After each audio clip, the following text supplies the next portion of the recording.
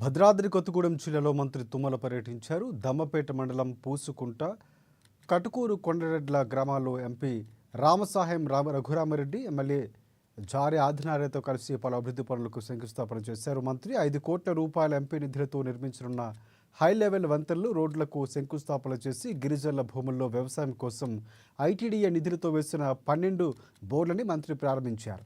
ఇక ఈ బోర్ల సాయంతో పామాయిల్ సాగు ఎంతో లాభిస్తుందని, కొండరెడ్ల భూముల్లో పామాయిల్ మొదటి మొక్కను వేసి పామాయిల్ ప్లాంటేషన్ ప్రారంభించారు మంత్రి.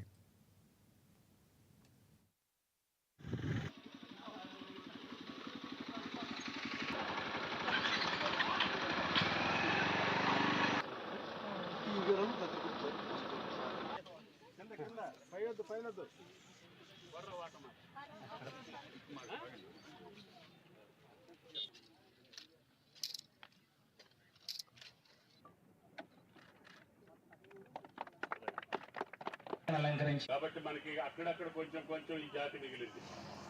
ఈ జాతిని రక్షించుకోవడంతో పాటు ఆడబిడ్డలు కూడా బ్రహ్మాండంగా ఈ స్థాయిలో కూర్చునేటట్టుగా చేసే బాధ్యత కాంగ్రెస్ ప్రభుత్వాన్ని, రేవంత్ రెడ్డి గారిని అని చెప్పి మీకు ఈ సందర్భంగా మనం చేస్తున్నాం.